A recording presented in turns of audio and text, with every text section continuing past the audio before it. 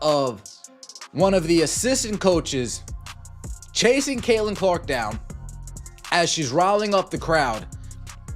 And it seems like she's getting scolded, reprimanded, told, hey, all that hyping up, don't do that. Don't do it. Let's take a look here first.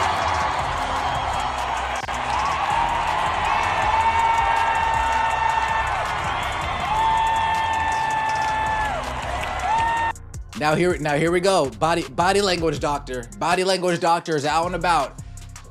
Caitlin Clark's like, what the hell? Has gotten to the point where she realizes if she gives the ball to Natasha Howard, not only is she not going to get the ball back, but Natasha Howard isn't even going to look in her direction. We have officially reached... Hold on. In the middle of the celebration, did the Fever coach just go WWE on Caitlin Clark? Yes. Video of her being forcibly prevented from having her moment has just leaked. Additionally, the internet is becoming less cohesive. Was it a tactic? Was it sabotage? Or was someone simply upset that they weren't invited to the dance? Fans are yelling that she did not just do that, so stay tuned. There are replays, receipts, and a ton of crazy energy in this one. Now, let's get started. Oh look, I don't think it's any secret that I'm not a fan of the Indiana Fever backroom staff. I'm not a fan of what they're trying to do to Caitlin Clark, and I fully believe they're trying to diminish, they're trying to dim the flame of Caitlin, and they're trying to make her fit in to what the WNBA used to be, rather than fit out and be her.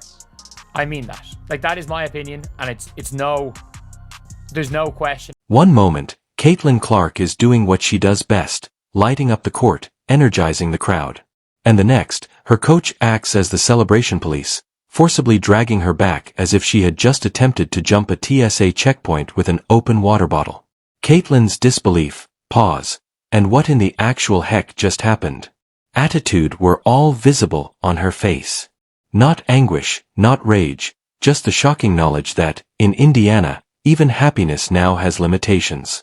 Online is talking about this play during one of the games where, as you're going to see, one of the coaches for the Indiana Fever just went and pretty much almost tackled Caitlin Clark for getting the crowd riled up. And I want to say that's this lady right here, Karima Christmas Kelly, one of the assistant coaches. And as you see right there, she just seemed to have went and grabbed the Caitlin Clark as Caitlin Clark was trying to get the team, the crowd amped up for a big time game. Furthermore, let's face it, this isn't an isolated incident. This is the pinnacle of a strange, uncomfortable, and increasingly annoying Sunday that has been developing since the day she was drafted. The woman can't even sneeze without someone in her social circle attempting to give her a micromanagement-laced tissue. You would assume that her achievement would grant her some autonomy, but it seems that committee clearance is required even for celebrations. Getting shown again, and it's just, in my opinion, is completely unacceptable. It is completely unacceptable. Like, if a coach did this to any other player in the league, they'd be fired. Or they'd at least be questionable and being fired. Back 3 on JC Sheldon. And she goes, the whole crowd's going nuts. And she comes, and she's getting subbed off, by the way, at this stage. She's getting subbed off for the game. She doesn't go back in the game at this stage. So it's not like it's a close game. They're up 20. She does not see the floor again. Caitlin Clark is there hyping up the crowd. She's there trying to hype up the crowd. Exactly what you want. Exactly what you want. You want to see this version of Caitlin. You want to see this play happens here. So the coach just grabs her. Just grabs her out of nowhere. I'm like, I don't think there's anything too malicious in that. I don't know if there's anything too malicious. We don't know what's said, but like, you can't just... This girl has been generating fan bases, selling out venues, and converting casual sports fans into ardent WNBA supporters. Nevertheless, she is being treated like an intern who became overly animated during a staff meeting by the same franchise that ought to be erecting statues of her. The boundary between sabotage and structure is very thin. Additionally, the coaching staff is breakdancing while wearing heels. That is transpiring with the Indiana Fever. But I said this yesterday, there is definitely something going on within the locker room, the front office. Something is off, man. This is the third situation in one game we have had involving Caitlin Clark and the coaching staff and pretty much another player. We had the Natasha Howard situation where Caitlin Clark bent down to tie her shoe up because she knew Natasha Howard wasn't even going to pass her the damn ball. And I'm telling you right now, that whole situation is crazy in itself. Ever since DeWanna Bonner been gone, they have simply turned this thing into the Natasha Howard team. The management is just as unimpressive. It's as if they happened upon a generational star and gave her a to-do list that said things like, dim your personality, share the spotlight with people who can't hit a layup, and never make us look like we're in control. Caitlin Clark was brought in for more than just her ability to shoot threes. She was called in to alter the course of events. Nevertheless, she appears to encounter mild opposition to every action she does. If her minutes aren't inexplicably restricted, then her teammates' allergic reactions to ball movement are the cause.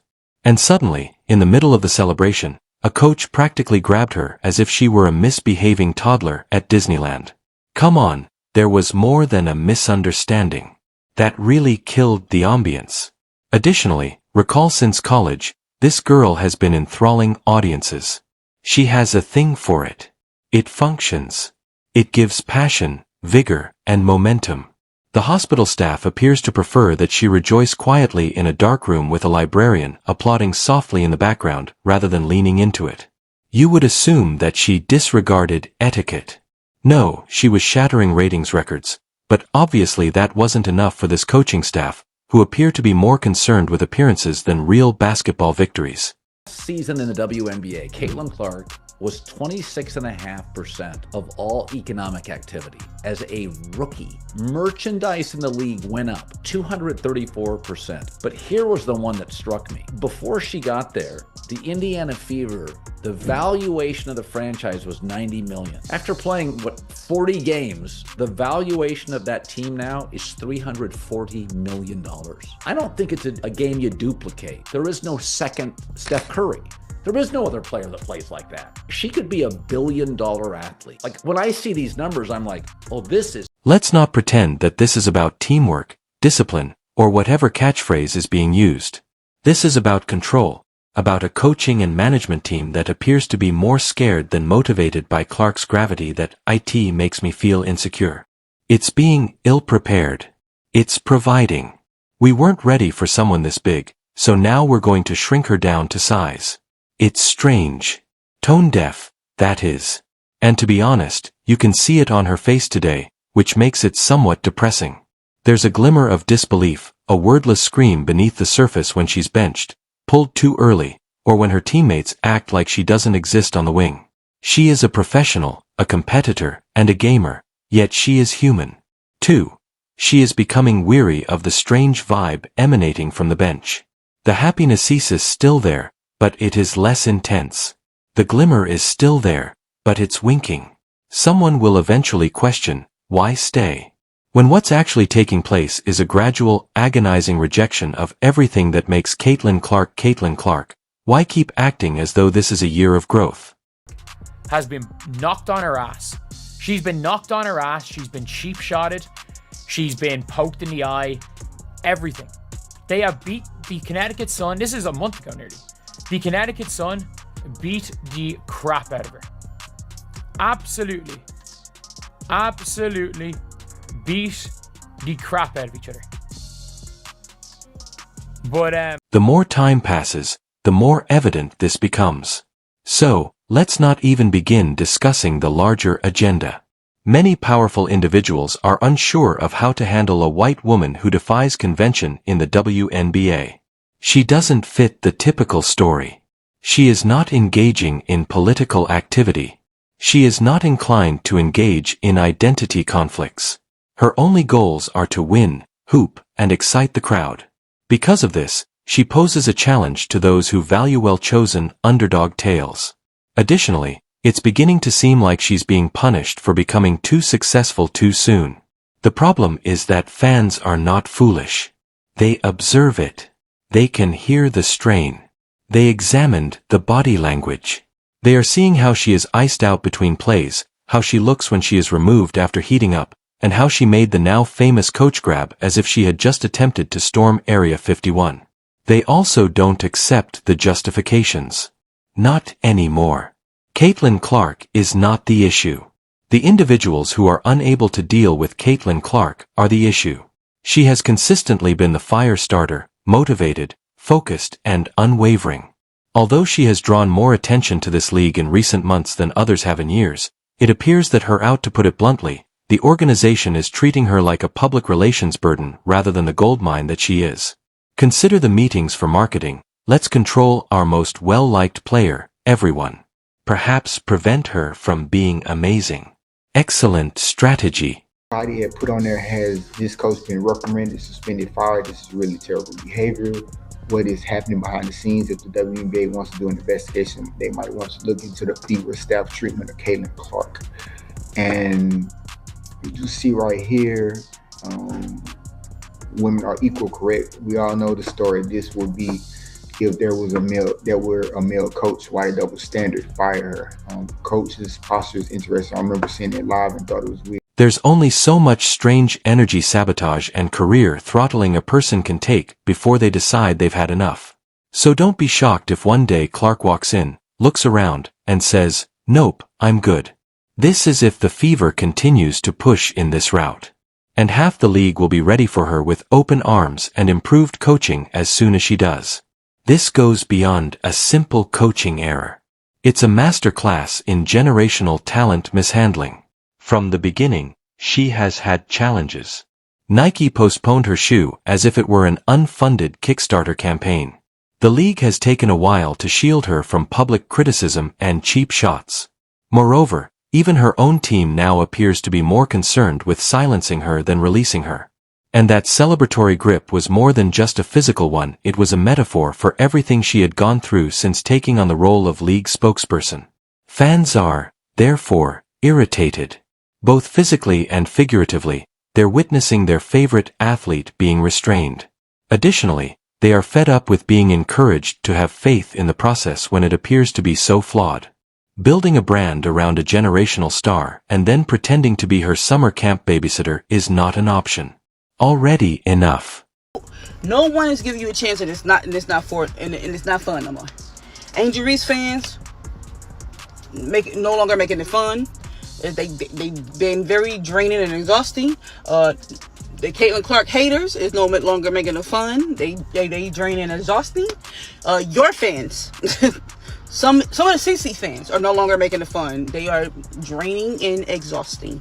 No one, I mean not one, is giving you the opportunity in your era to grow, for you to get better. Everyone has high expectations of you because of what you did your first year. They run the risk of losing the very force that initially made them significant, or the Fever gets it together. Because not only Indiana will be affected if Caitlin Clark ultimately decides she's had enough. The WNBA as a whole will witness the greatest thing that has ever happened to their league leave the foolishness behind and never look back. It feels like the Fever are teaching a masterclass on how to lose a superstar in 30 days right now. If this were a romantic comedy, Kelly Clarkson would play a dramatic role in the background while Caitlin Clark packs her luggage. Every crowd-hyping gesture, every electrifying moment, and every three promoters used to exude a confidence that is now flickering. This isn't about rookie anxiety or a shooting slump. For the one person that restored millions of people's enjoyment of basketball, this team is intentionally taking away that enjoyment. It's like witnessing a unicorn gradually transform into a mule because glitter was deemed too distracting by someone in higher management.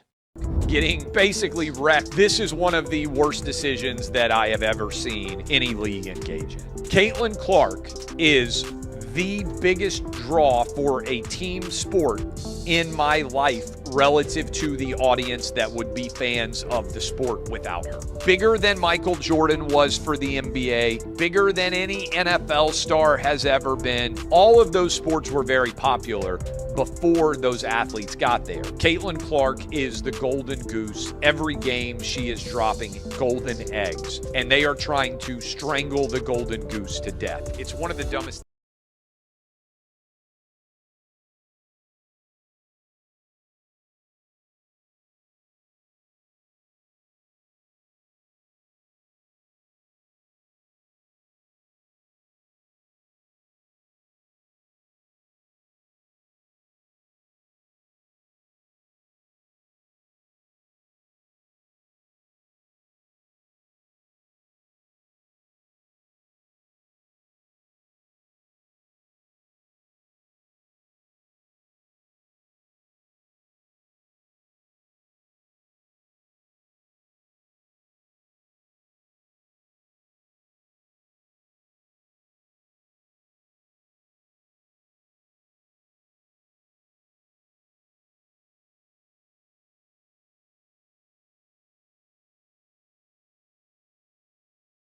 I said this yesterday.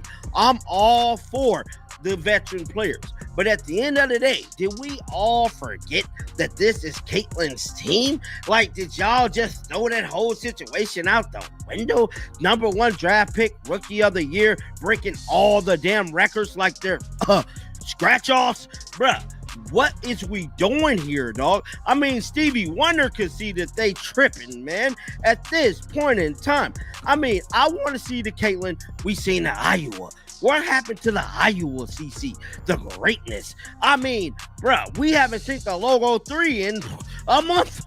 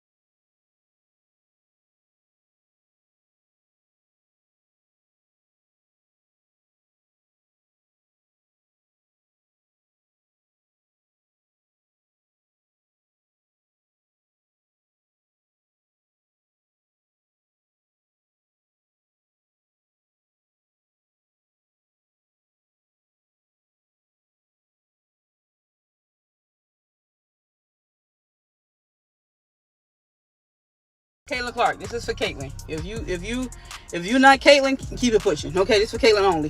Caitlin, what I'm about to tell you as a supporter of yours, as a fan of yours, that has been watching you since Iowa, I'm gonna hold your hand when I tell you this. The WNBA, it's time to wrap that shit up. Okay, it's time to go. Pack your shit up. Let's go.